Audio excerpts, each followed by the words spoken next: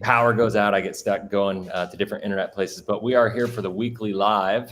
You will see people walking around me because I'm in a public co-sharing space right now. But I am here with my friends and other agents. And what we are going to do today, based on last week's live, we decided that we're going to hop on and do live reactions to the worst Instagram and TikTok reels that are out there talking about Index Universal Life.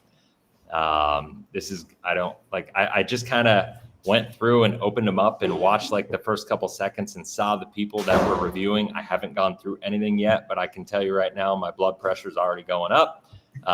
And these guys, I swear they're trying to get me in a hospital. Like the hospital guys, the hospital around here is a lot further of a drive than it is back in Arizona.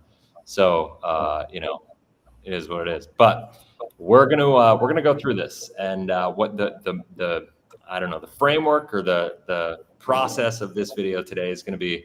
I'm going to share a video, and we're not going to interrupt it in the middle. Okay, let's be chill. And if we have to watch it a second time to like go through it in detail, we will. But I wanna like everybody to watch it, take it in, and then on the second go around, if you got something you want to share, I'll let everybody just kind of let it rip. Sound good? Go. All right, good. Let's do it. Good. So let's go. So first video is, I think it's this guy. All right. So let me, if I expand full screen, do you see full screen? Did it get bigger? Yeah. Yeah, it did.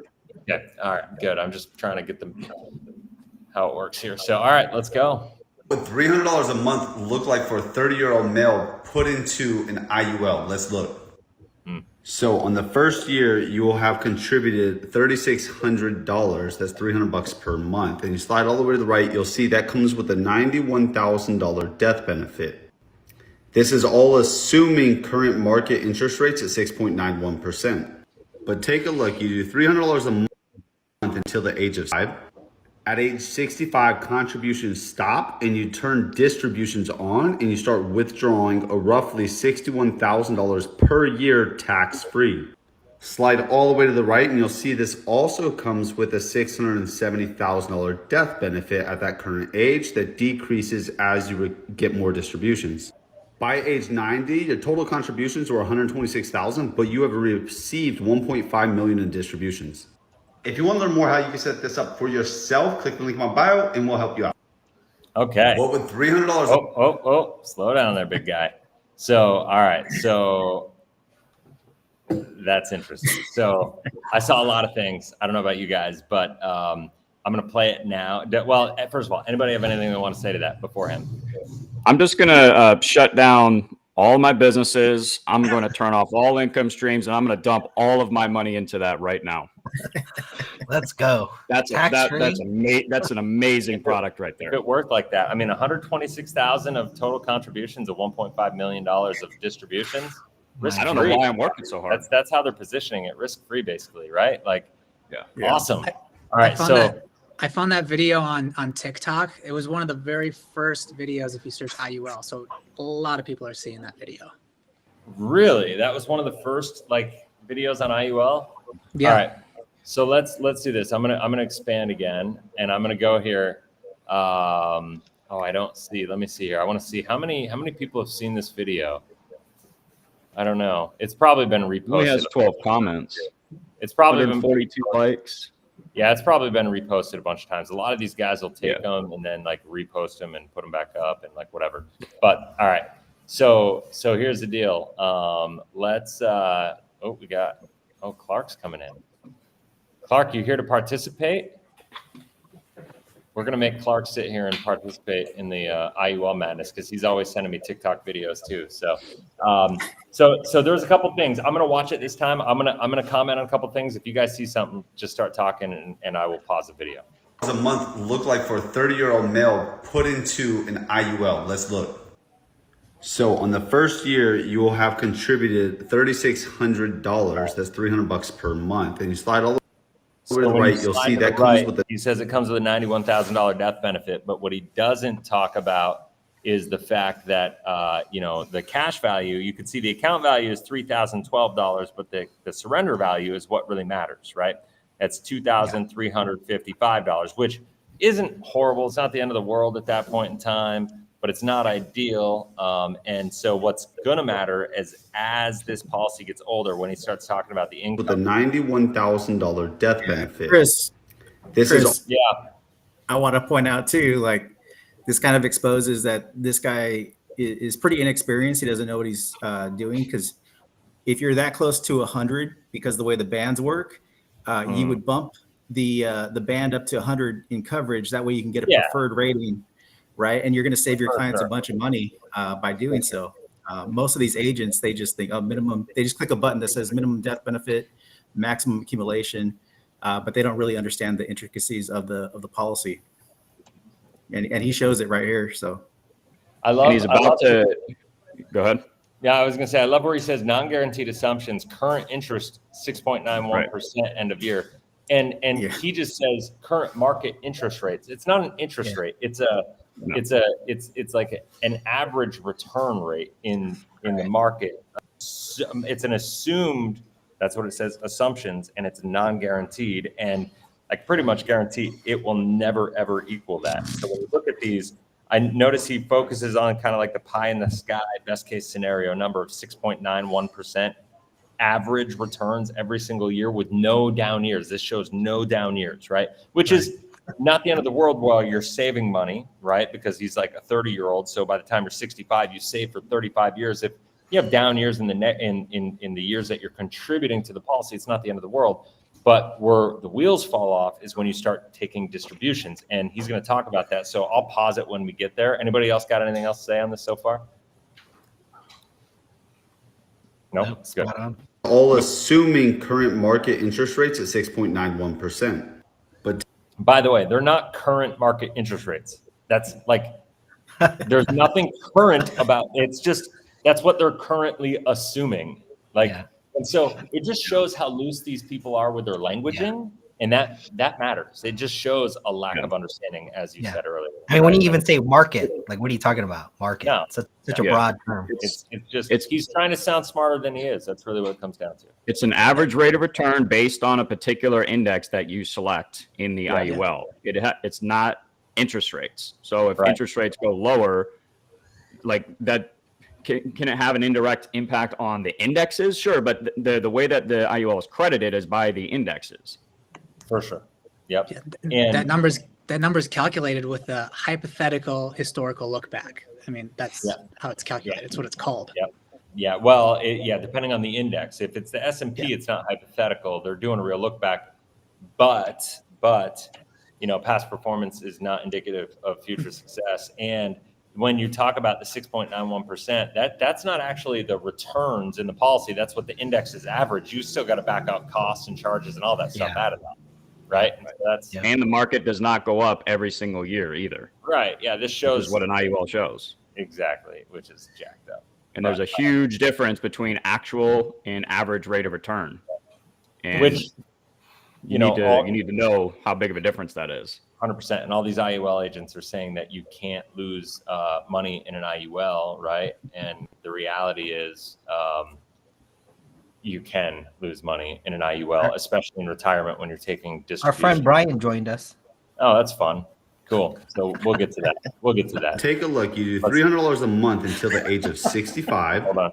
At age 65, contributions. So he starts saying at 65, you stop contributing, which, by the way, the zero, when that says zero there, I can't read the asterisk, so I'm not going to whatever, but it doesn't mean there's no premium. So with an IUL, you can never pay the policy up. There is still a premium. That just means out of your cash flow, you're not paying the premium out of cash. Yeah. And it shows that you have this illustration, or that the income is going. And then you turn distributions on, and you start withdrawing a roughly $61,000 per year tax-free. Slide all. First of all, you're not withdrawing the money from the policy. You're taking loans from the policy. And what you can see here, man, I don't know. Can I zoom in here? Nope. It won't let me. I don't think so. Bummer. So if you look here, I can see it right down. Can you see my cursor where my cursor is going back and forth? Yeah. So right there, 1.729 million is the account value. You got 248,000 is the surrender value. So the account value minus the surrender value is the outstanding loan balance. And so this shows a positive growth, assuming 6.91%, right? And so what went on loaned money, that 1.5 million of roughly of outstanding loans, it's assuming a positive arbitrage of 50 basis points based on regulation AG 49A that, release that came out that allows these illustrations to be run like that. But in reality, you have $1.5 million, and on that $1.5 million, what's half a base, like half a percent on that is like, $7,500 of positive arbitrage every single year is what it's illustrated at. But in all actuality, $7,500 I think is what it comes out to. But if you really look at what happens, well, let's say it's a 5% loan rate. I can't see what it is, but I think it's probably ballpark what it is at this point in time. That's 5% of 1.5 million is $75,000. And so what happens is that $75,000 has to be paid because we have to look at the insurance costs. We have to look at all the other fees in the policy. Those fees don't go away. They're just getting covered by the positive arbitrage and what we call the credits being created by the indexing credits. And if those credits do not get attributed to the policy and are not increasing the surrender value, well, then they are actually, it's getting paid from somewhere. And so this 248 would go down by up to, $75,000, right? So if that happens, what's 75,000 of 250? I mean, they say that you can't lose money in an IUL. Well, you can't lose money, so to speak, while you're contributing. But as soon as you start taking income, it's a completely different game. And a lot of people have been talking about the fact that, these things are safe. Well, guess what? This is assuming a positive return every single year. I don't know how long into it this is, but, I promise you this will not perform the way that it's illustrated here. And the likelihood of this thing falling apart during retirement before he's 75 years old, when the overloan protection rider kicks in, is very high. And if that happens before he's 75, he's going to have a taxable event, right? And so that's going to be absolutely horrible. So this is being sold. Chris, not to mention, it's even with the positive arbitrage. If you look at the chart here, it's actually losing value anyway because of the cost of insurance on top of it. So if you look over at the 4.5 and you notice there's no money in this policy, it just shows how fickle this thing really is. Like you're talking about a few percentage points and you have a totally different picture. And by the way, this company is actually known for the older clients getting a lower cap rates and stuff than the brand new clients. Yeah. And not to mention that this is one of the frustrating things about IUL illustrations when they show income is the ridiculous amount of income that it shows. I think it shows when this person starts taking income, I can't see it too well, but it looks like the surrender value is like right around 500,000 or whatnot, something like that. And he's showing $61,000 in income. Yeah. I'm pretty sure it's over 10%. Yeah, I mean, that's just of the account value. Like that is absolutely ridiculous. Yeah. Like, maybe these things can work a little bit better if we're not doing stuff like that, where, maybe they're taking $30,000 of income each year. Maybe that obviously that would significantly reduce the risk. But when they show, like, does it seem feasible that we're going to take out 10%? 8 to 10% of our, like, would you do that with a 401k? Would you take out 8 to 10% every single year in a 401k? Well, Curtis Ray, we're going to hear from later, is going to tell you that 401ks are not good and IULs are way better distribution vehicles than 401ks, and that's why they can do it. Yeah. I have an issue with like the amount of income that they show taking. I had an agent show me in an illustration that he ran for me, like comparing my whole life policy, that I could get $212,000 per year every single year starting at 65. It's just like a ridiculous number. It's a great question. I guess I'm just an idiot. I really should have. I should have signed on the dotted line immediately and not done any of my own research. That's awesome. Let's address this. Brian's got some comments going on. I can never ignore Brian completely. completely here. We gotta give Brian some love because he's at least here and doing his thing. The FG band is 150,000 to get 4.75% fixed and 12% cap instead of 11 and 4.5%. Anyone between 18 and 44. Okay, whatever. I don't think those numbers are going to make a big enough difference to. I mean, it's obviously beneficial, but it's not going to make it so much better that it's going to make a difference from a long-term perspective. Well, these policies are currently beating those illustrated rates. The return this year was 12%. Okay, so let's talk about that. Let's talk about that. Yes. He says, let's talk about that. So here's the deal. When I get so much kickback right now from these guys that are like, oh, cap rates are going up and you said cap rates would go down and this and that, like whatever. It's like, sure. I said it. Bobby Samuelson said, we both said, that we thought cap rates were going to go down. And there's a lot of reasons for that mathematically, economically, just the economic environment that we're in, the federal funds rates, inflation, like all these different things. And it was kind of, what I find hilarious is that you have these agents that are talking about why IUL is so amazing. They're basically saying that it's because the economy is super volatile. It's because of, the government controlling your money and, take control of your money and all these different things that if you really look at the why they say IUL is so powerful, and then you look at the other side of the spectrum of like, all right, what's going to happen? If all those problems are there, then what's going to happen is interest rates are going to continue to go up. It's going to get pressures on markets. I think, we're living in this bubble, that the economy is overinflated. I think it's about to implode to a certain extent, at least for a certain period of time. And when we look at it through that lens, it's like the cap rates could go to 30%. I don't care, because if they do, that means interest rates have gone so high and there's so much pressure on the market that the markets are going to go negative. So who gives a crap? You know what I mean? And by the time the interest rates go down, the cap rates will come back down. And when the market goes up, everything, like at the end of the day, there's no free lunch with IUL. And if you think that they're going to give you a better return, this is like, if you think IUL companies are going to give you a better return in your policy, give you the same predictability, of result, and they're going to be able to do so while paying life insurance agents higher commission rates, which they do. I know a lot of IUL agents will say that whole life pays more commission when really the base contract rates for IUL are about 30% higher, if not a little more than the base contract rates of whole life insurance. That's just a fact, and it's not arguable.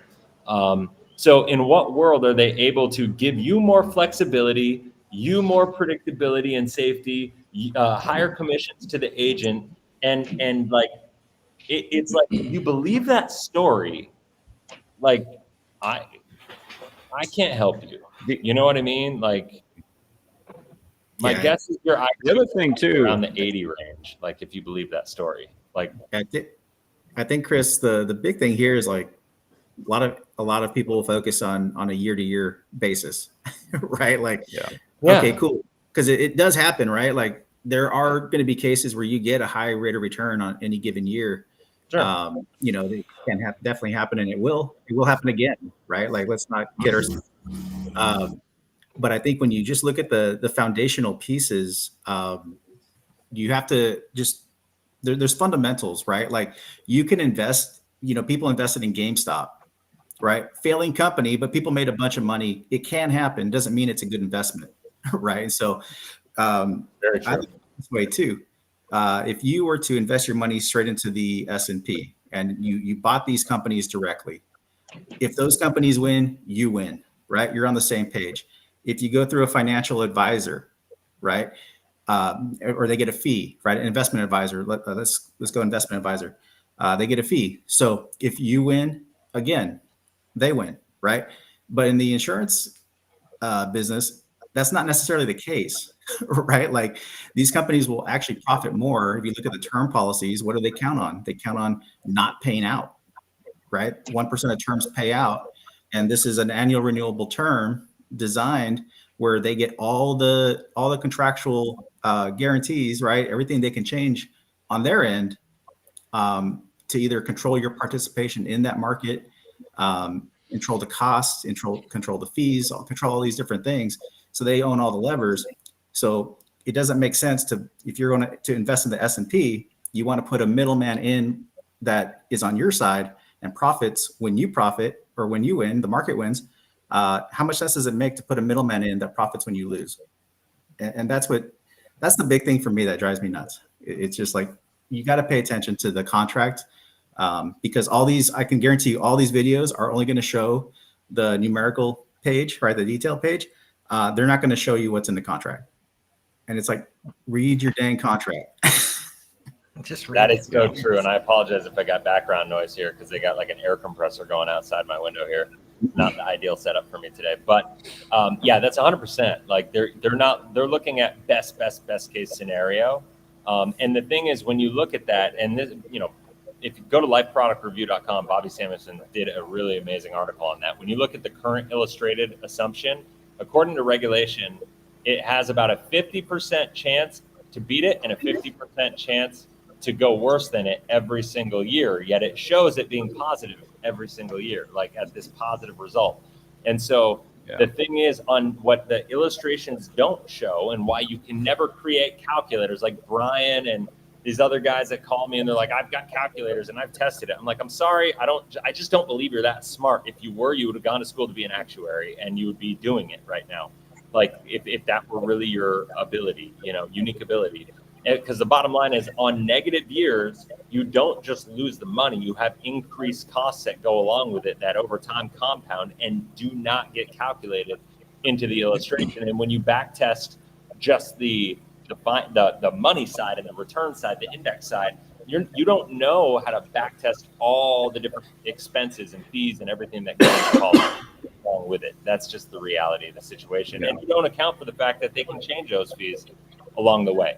So, all right. At least Brian's saying, yeah, I mean, the income is way too much. That's for sure. But he's saying the client's putting themselves at risk. No, the client's not putting themselves at risk. The clients are following the advice of the person who's creating the illustration and setting the expectation that they can be assuming that this result that this policy is going to get them this result. And so this is the problem, is that this is bad marketing. It's misrepresentation of how the product actually works and what people should expect. And the problem is, if this is what they're thinking they're going to do, well, then they're only going to behave for the next 35 years and save the amount of money that they think they're going to be able to get as a result from an income perspective on the back end. And if they get there and they go, oh, well, I only saved that much because I thought it would produce this result. And then he's saying, oh, they're putting themselves at risk. No, they're doing what they have to do in the moment because this is the strategy that they followed, and so it's a lack of education by the agent. Now, I know Brian would say, like, I would never do that to my client, but that doesn't solve the problem. The fact of the matter is, you're still going to be taking it out with loans. You're still going to be injecting more risk into your retirement. They say you can't lose money on an IUL, but in this one example, just as an example, he had $1.5 million in loans, right? And in the $1.5 million of loans on a negative year, 5% is 75,000, 75 of 250 is about a 25-30% loss of cash value. So even if it weren't a big negative year, a flat year on the S&P 500 is going to create a 20 to 25% loss, right, in cash value, and then that's where the wheels start to come off of these. I always tell people the problem that I have with it is a misrepresentation on the front end, and the reality is that people are going to be whacked on the back end, and they're not going to know until it's far too late. Yeah, Chris, you didn't even include the cost of insurance, because if we look at the tabular, it's going down 20 grand. So that's 95,000 actually. More like 33%. He's saying the loan doesn't come from the cash value. So when you take a loan from the policy, you're borrowing against you're borrowing against the policy, Brian. So your surrender value is going to go up. Surrender value is going to go down because the loan cost is going to. Oh, I lost everybody. Everybody Yeah, back? Can you hear me? Yeah, Gotcha. yeah, you're back. Nope. Uh-oh. Everybody back? I'm back? Lost to I'm being back? in the jungle. Okay. So Yeah, as you you're back. take more loans, it increases the loan value, which is good. Oh, no. How about now? Is it better? Better now? Looks like Matt's moving. I see people Yeah. moving. Yeah. Yeah, we can hear you. There we go. Much better. The surrender value is not indicative of the growth, but the surrender value is what leads to lapsed policies. That's the bottom line. The surrender value is the accumulation. Oh my gosh, Brian. We'll talk about this in our debate. Like as the value of the loan goes higher, and you take a loan for income, it's going to increase your loan amount. Your accumulated value can go high, but like the bottom line is it's going to increase your surrender value. Or I mean, it's going to decrease your surrender value. And that's going to lead to a lapse policy. There's no way around that. There's zero way around that. That's why these things run into lapse issues. Right? And it's not like, I mean, it's a big deal because you run out of money if you're 75.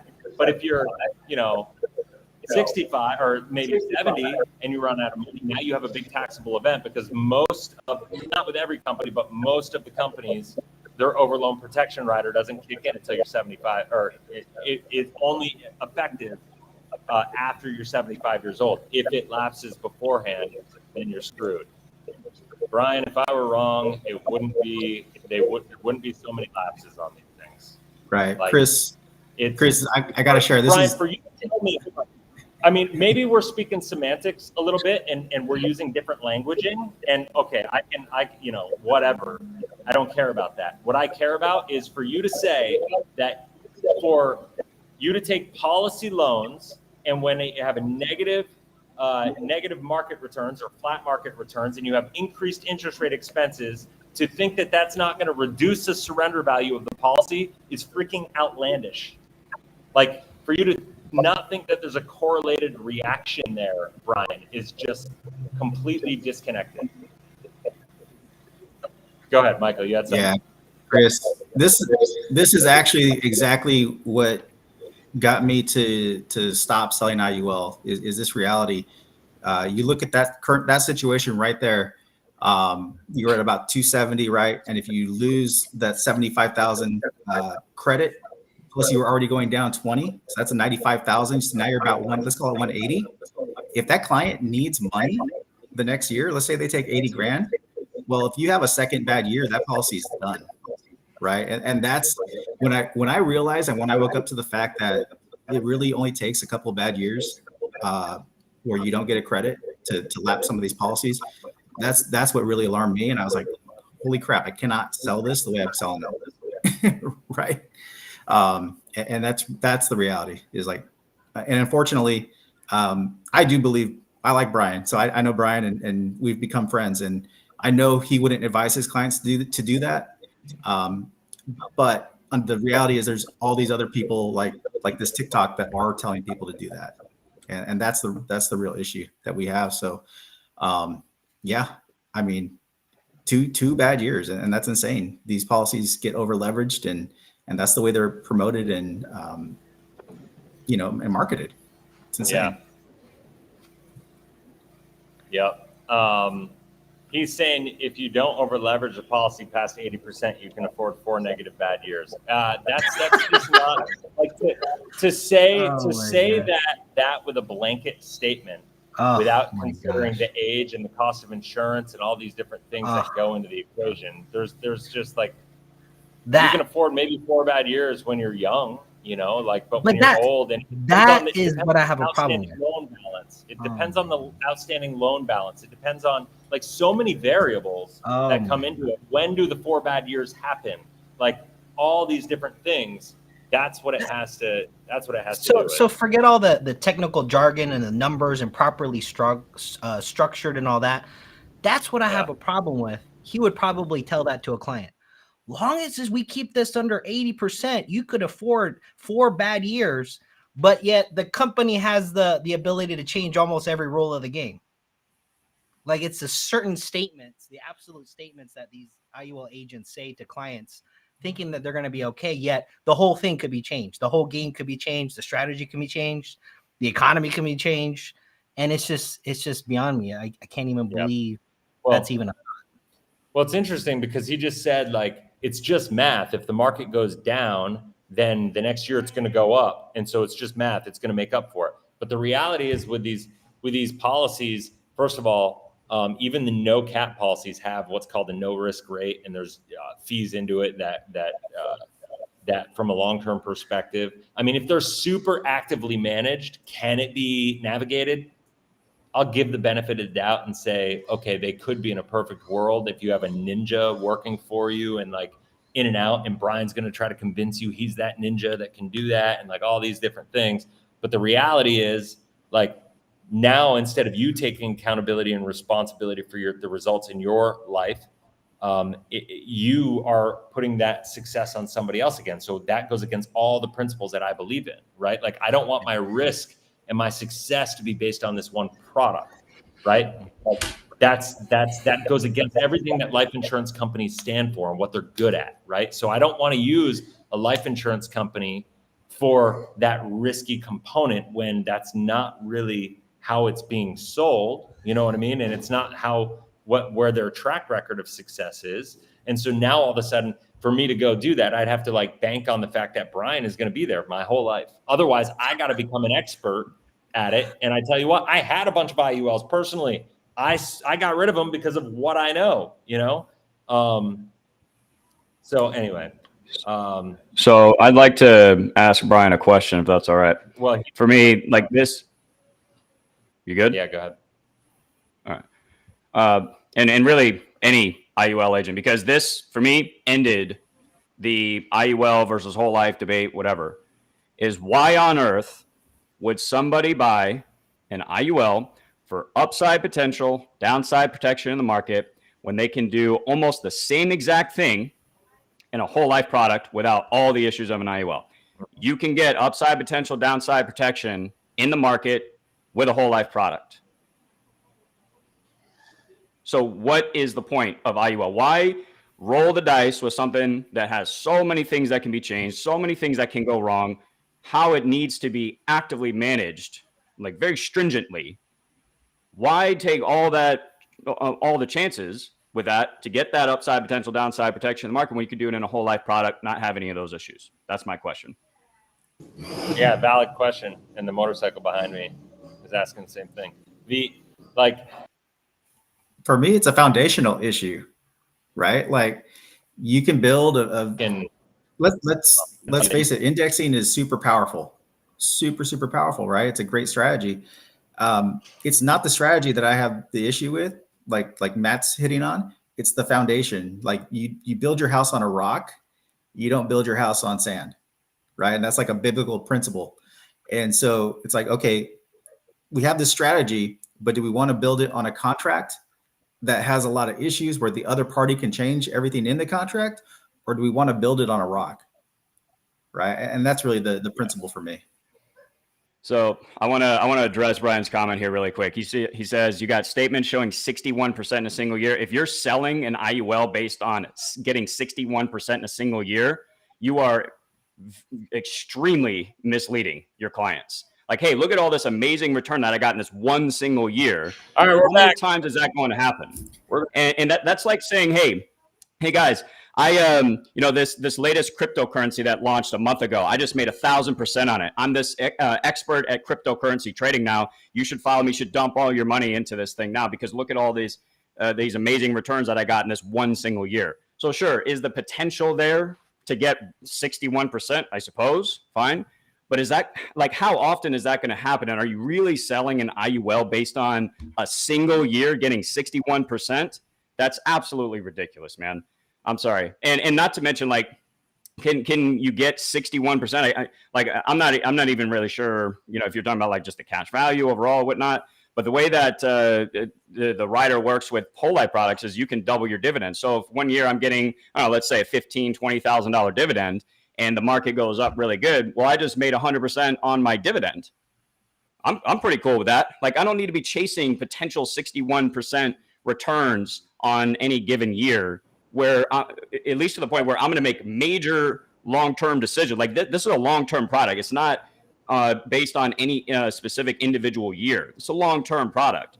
So how many times are you going to hit 61? Like I'm just that's well, I think too much. I think more importantly is, you know, they pump up the cap rates and the par rates on a lot. For most of these companies do this. They pump them up in the early years, and then they consider you an old block of business.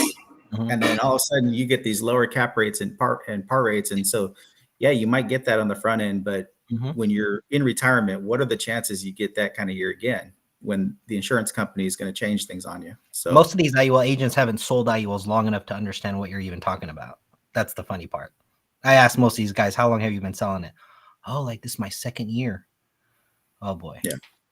Oh boy. You know, and I think if we zoom out and look at the bigger picture, I mean, a lot of what I see, the arguments that people selling IUL, the arguments are based on statistics and facts, and it's very granular, and it can look good on a spreadsheet. But if you zoom out, I mean, Brian in the comments section here, for every one of Brian, how many WFG agents are there? You know, I don't know if Brian's on TikTok and how many views he's got with the video we just watched. It's got tens of thousands of views more than likely. So in the grand scheme of things, yeah, IULs can work, and on a spreadsheet they can look good, but in the real lives of people who own these things, there's going to be a catastrophe for a lot of people in the future, and they're not even aware of it. Yeah.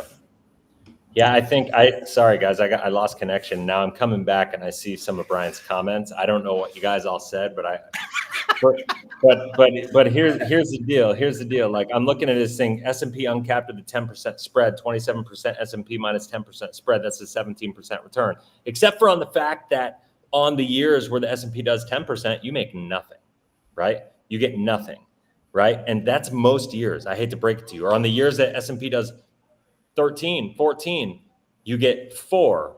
And the illustration is showing 6.91 in this, in this scenario, right?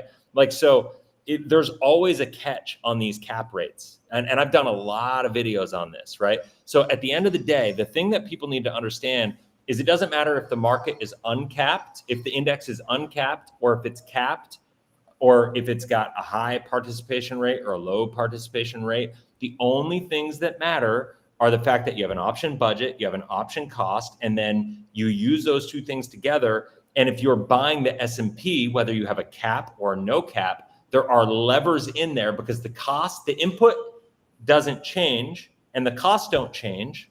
The budget doesn't change, the costs don't change. So therefore, to think that you're going to be able to get some grandiose, greater result with the same option strategy just because they say it's uncapped and there's nothing else on the back end protecting the people, the powers that be, you're going to tell me that the insurance company somehow has this magical deal where you're going to have the same budget and the same options cost, and they're going to be able to give you all these great returns and there's no catch from a long-term perspective.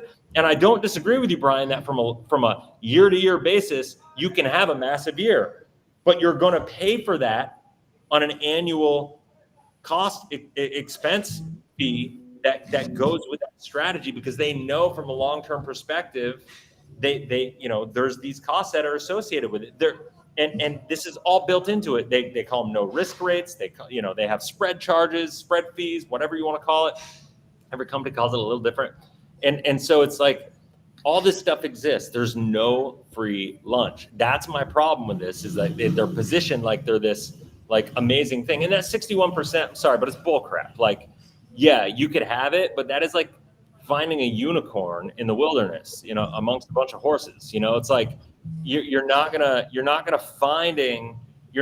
he's saying you can anticipate the bad years and just change it out to a flat index during that year. Like, okay, so now you're like a market timer all of a sudden, which probably goes against what you talk about.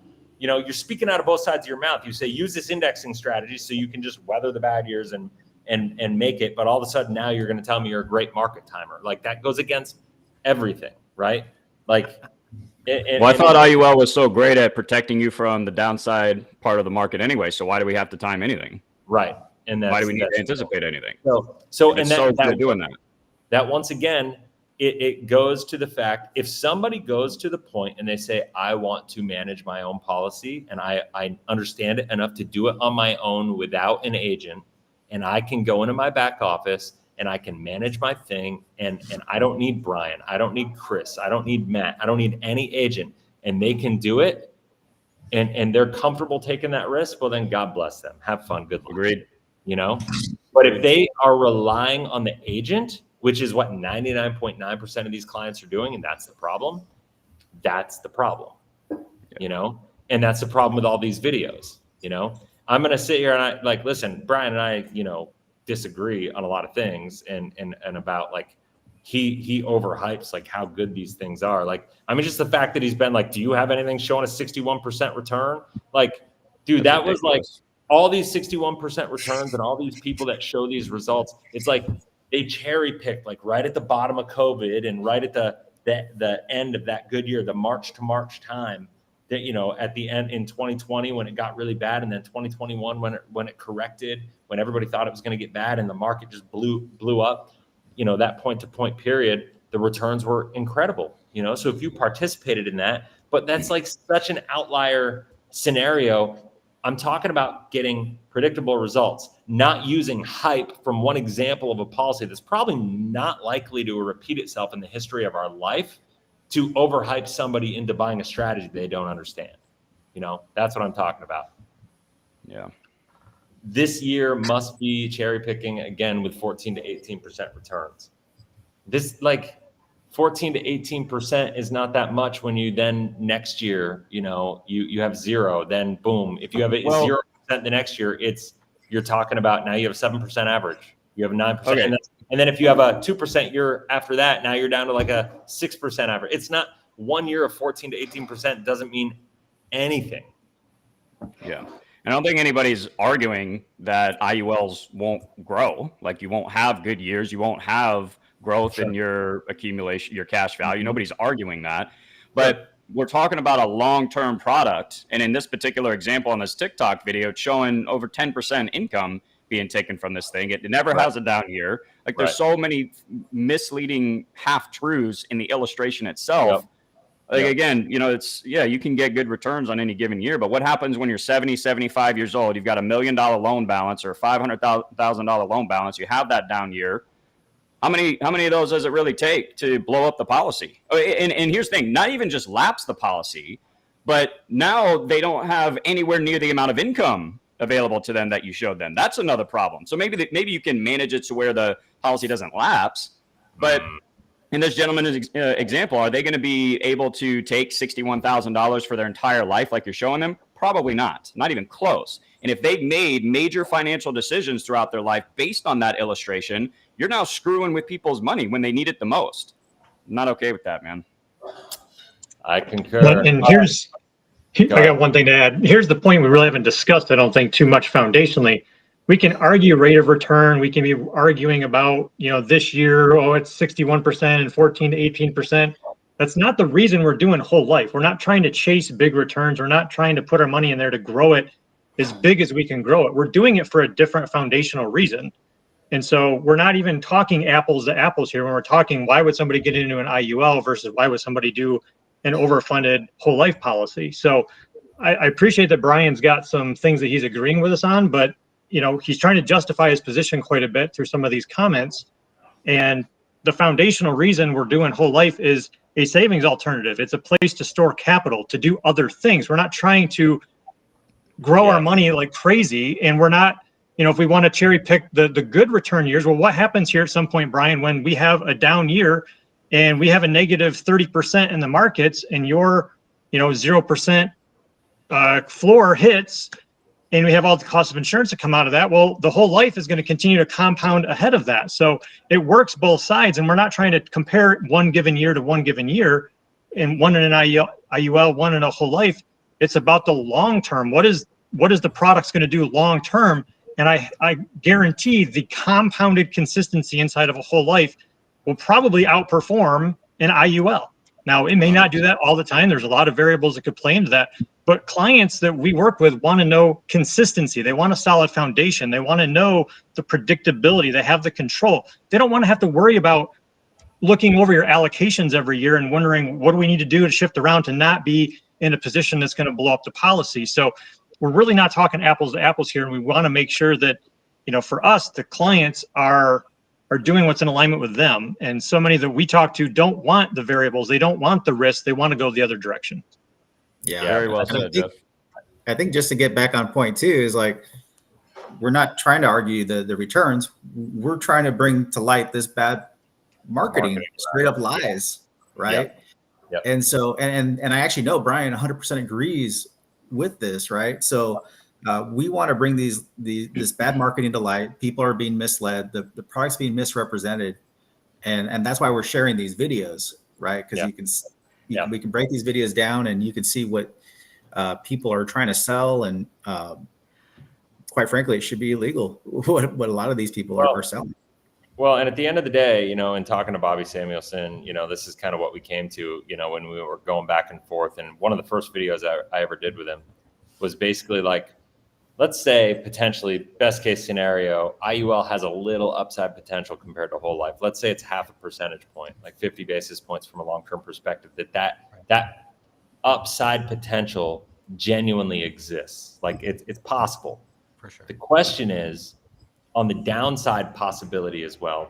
With any upside potential, there is downside potential, right? It's not, and with IUL, there's not the downside protection that they claim there to be, especially when you get to distribution years. And so that's the problem, right? Is like you're getting a little bit, and if people understood that you're getting a little bit of upside potential, but you're injecting a lot more risk into your finances, personal finances, and you realize that is where the problem, for me, really exists. So we spent about 40 minutes on that video. Actually, I'm Brian, not that video. The video on Brian. I know, Brian, way to go. See, we're here trying to expose bad agents, Brian. You're distracting us. Speaking of bad agents. You think we can get Wolfie on here? No, I want to get Curtis Ray on first. Okay, we'll get Curtis Ray. We're going to get Curtis on. He's my first. favorite. Do you guys see him? Yeah. Yeah. All right. And let's try to do this in 10 minutes, okay? Can we do it? Maybe? Yep. Yes. Curtis, Roth IRA versus MPI. Go. Let's do a side-by-side. So why does everyone like the Roth IRA? Let's look at the pros. Tax-free retirement income, growth potential to the stock market, and low fees, potentially, unless it's managed by a financial advisor. Now let's look at the cons. Access penalties, no early retirement potential, no life insurance risky, and this pathetic 4% rule, which tells you if you have $1 million in your Roth IRA, you should only spend in retirement $40,000 a year. Now let's look at the Roth Destroyer, the MPI Secure Compound Interest Account. Roth Destroyer. MPI Pros, also tax-free retirement income, growth potential to the stock market, low fees, life insurance, no access penalties, early retirement potential, high contribution. Hold on, what's that say? MPI results are based on 6.4% growth rate plus a 4% relock feature for preferred health rate. So 4% relock feature, you know what that means, guys? What does that mean? That means when you're taking money from a loan through the policy, you're basically reinvesting it into more MPI strategy. Take a $10,000 policy loan, buy another $10,000 policy, and it's assuming that positive arbitrage every single year inside the policy. Oh my gosh, this is insane. And just so you Up know, and guys, down. 4% growth, 4% on that money he's borrowing from the policy. Do you understand that? and MPI is just a made up marketing name. Yeah. Okay. For sure. It's nothing. It doesn't even actually, it's just an IUL. Yeah, it's an IUL with a really dangerous loan strategy to buy more insurance, which in the past used to be called hyperfunding, and it's illegal. I don't know how Mutual of Omaha's letting this clown do it, honestly, but let's keep hearing them out real quick. Contribution limits, security against stock market risk, and up to 10% income potential. Absolutely destroying the Roth IRA with a projected Up to 10% income potential. It's like up to potential. It's like on paper, it looks good. I could tell you, I could give you up to 80% return. Like it's just not real. Like it's just not real. $100,000 of tax-free income. If you'd like more information, send me a direct message. I'm Curtis Ray. Always be compounding. Do yourself a favor and don't. There is literally nothing about his strategy that is actually compounding. Nothing. When you see an IUL illustration, it shows uninterrupted compound growth every single year for the entire life of the policy based on a stock market index. That is not going to happen. Like he's got it in the name of his stupid product. He says, "Oh, always be compounding." When you have 0 years, that interrupts the compound growth. Yeah. Not to mention you take out all the fees and loan balances, your 10% income that you're taking, dude. That's the funny part. Even WFG, they stress the importance of not losing from your compounding base, but they're selling a product you can actually lose from your compounding base. I just don't understand. Whole year, you actually lost money in your IUL. Congratulations. Really compound. Yep. Yeah. If you absolutely want to blow up your finances in retirement, send him a DM. Yep. I agree. All right. Before we go, let's do one last one here. Okay. Wolfie. I'm doing this for Matt. We gotta watch Wolfie. Let me see here. In simple terms, I got this one right here. All right, here we go. Can you see this one? Oh, this is good. Let me simplify. Hey, God. Matt, look at you. You commented. way to engage, buddy. All right, here we go.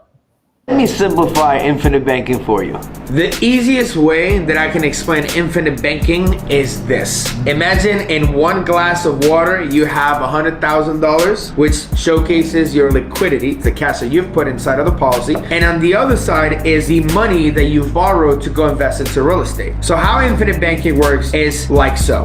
Inside of your policy, you're growing at an average rate of 8%. Now this is liquid, meaning that if you wanted to cash out the policy, this is yours. The smart way to do it is through loans. Because you're growing at an average rate of 8%, the insurance company can collateralize 50% of that liquidity into a loan that's costing you 5%. Inside of the policy, you're earning 3% on money that you've already pulled out. So now with this $50,000 you have here, you can invest into real estate, you can go buy a business, and this is why infinite banking has the ability to allow you to leverage the same dollar twice.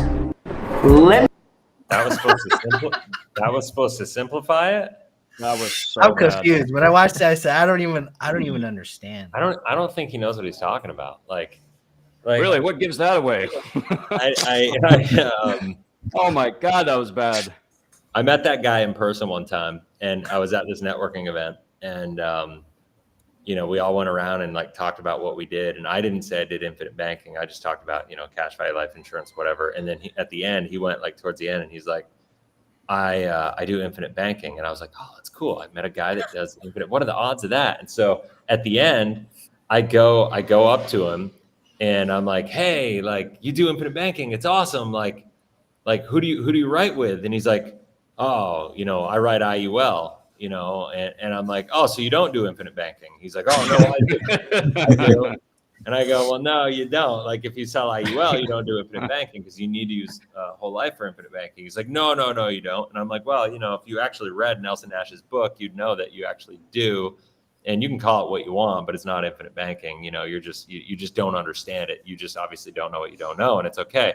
And he's like, actually, it's evolved, and you just don't know what you don't know, and all these things. And so we started getting into it, and I just kind of agreed to disagree because I didn't want to insult the guy that was hosting the event and get out of control. But like, he just, it's so funny to me that these guys, they have no idea what they're doing. I mean, it just in that video, it's obvious he doesn't understand what infinite banking is. And to say that his policies are averaging 8%, there's not a policy around on anything that compliantly you can say 8%. So let's talk about that, because I can't see how these insurance companies are allowing clowns like him to go around and market that publicly.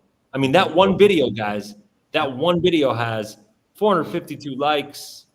I can't see how many views, or shares, but my guess is probably got 30,000 views typically for something like that. Yep.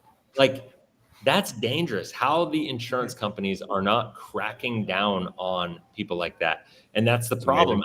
I know he's a G agent. I know he's not structuring them properly. I've seen illustrations from people from his team, not his specifically, but for the same organization that he works with. So they're all trained the same way. We all know how that works. Like they're doing the same thing, all target funded garbage, so it's like, it's just the hype machine of this content that, like, he's basically saying it's going to average 8%. You're going to pay 5%. So you're going to earn 3% of money that you're borrowing. I don't know what the different cups of water have to do with anything. Is he saying, like, I don't know. That, it's really frustrating. It's really frustrating to watch that kind of stuff about infinite banking too, because it gives it kind of a black eye a little bit. Because infinite banking is an unbelievably powerful financial strategy when you do it right. And I'll tell you this, guys, if anybody is selling you on the infinite banking concept to get positive arbitrage in the policy, run. That is not why you do this. Like I'm implementing infinite banking right now in my life. It is awesome.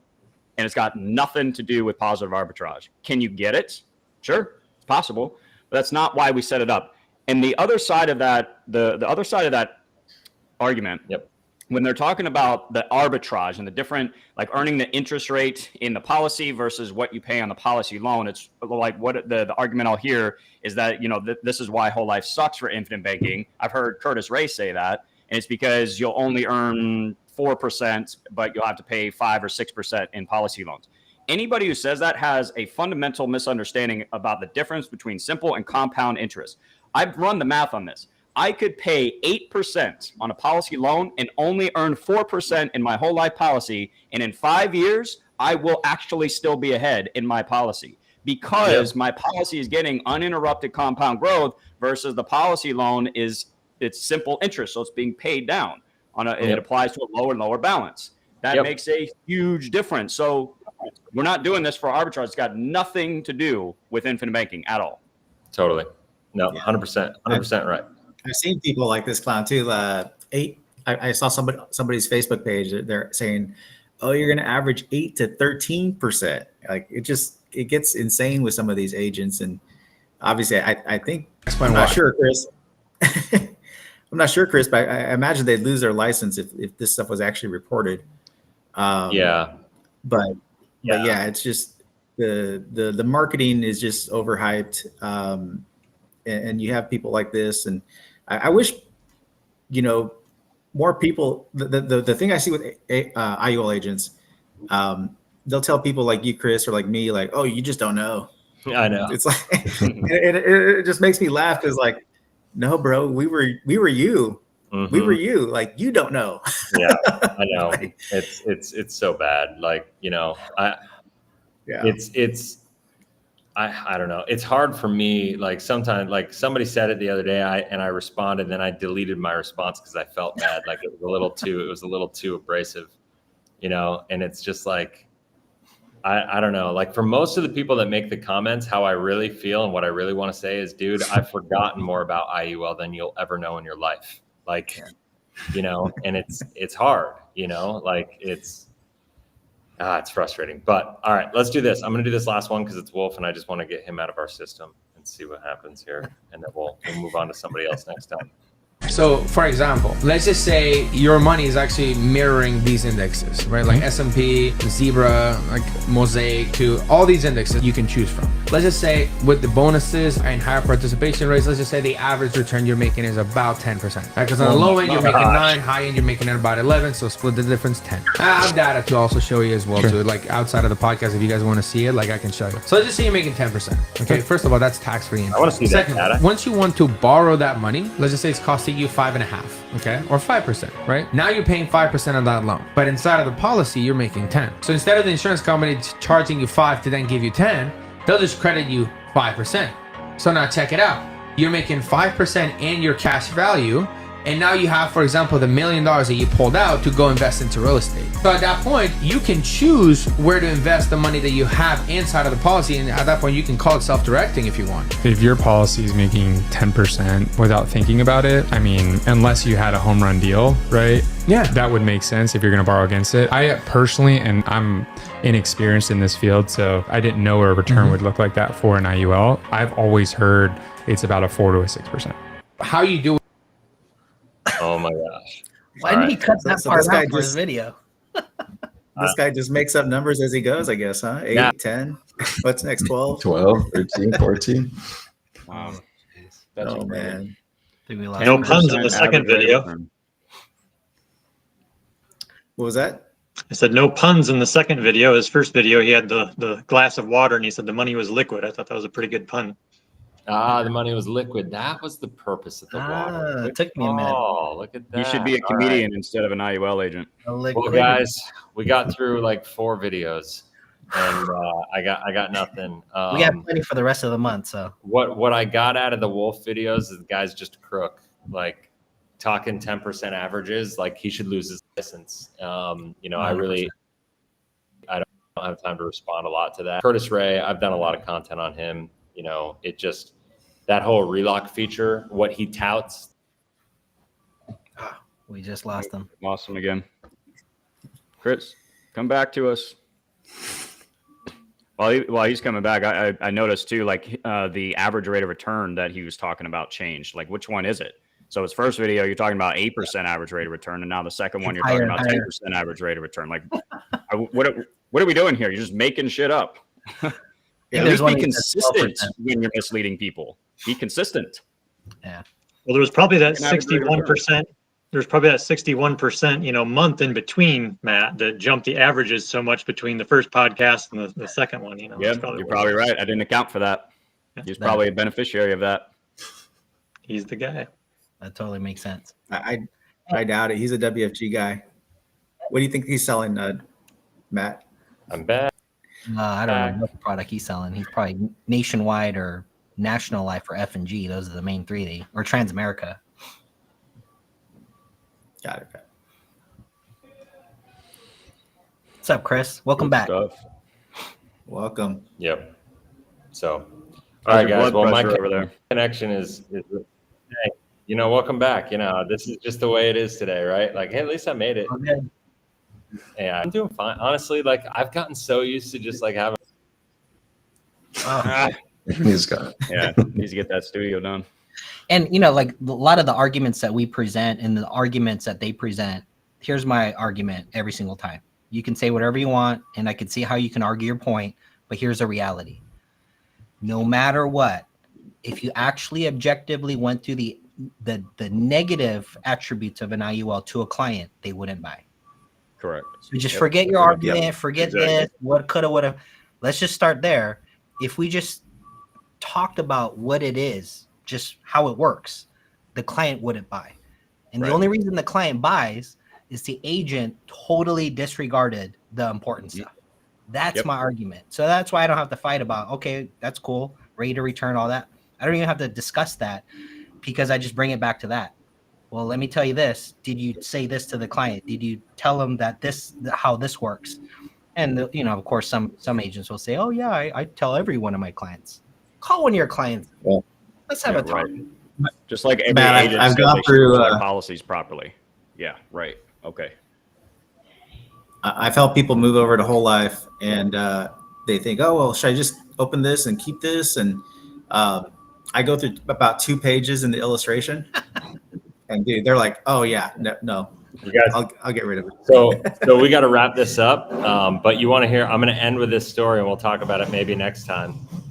We're dealing with a case right now where, and this is going to get litigious, I think. But we're dealing with a case where a guy had a 30-year-old Northwestern Mutual policy with $600,000 or something like that in cash value in it. The guy, and he was nearing retirement. The guy convinced him that it was a horrible policy, that IULs would perform better. He got him to 1035 exchange the Northwestern Mutual 30-year mature whole life policy and put it into a new IUL. 3 years in, his surrender value is half of what the cash value was, and now he's like lost his money. And the guy's a pretty successful dude, and he's out for blood. So when people wonder why we do what we do and what's happening, like it's stories like that because those are happening every day. That's sad. Yep. So That's just criminal. Yep. Exactly. What happened to ethics, man? Yeah, very Oh, very geez. few people actually understand what they're getting into when they get an IUL. Very few. It's really That's the unfortunate. reality. Yep. So, all right, guys. Well, thanks for being here. Violate like every ethics law in the book. Yep. Exactly. Well, I'm having fun with this little series we're doing, guys. I hope everybody continues to be able to make it. Let's keep doing the Wednesday do deal. it. We'll see you guys all next Wednesday. Financial architects in Chino, California, always pitching IUL and growing in popularity. All right, Jonathan Espinoza, send me their information, chris@life180.com. I'll check them out and I'll go after them. That's what I do. So we'll go from there. All right, guys. Hopefully everybody at least had fun today. You know, it was had a blast. We learning. have some more stuff Yeah. next week. So yeah, we're gonna keep the train going next week, and everybody have an amazing weekend, and we'll see you then. Later, The next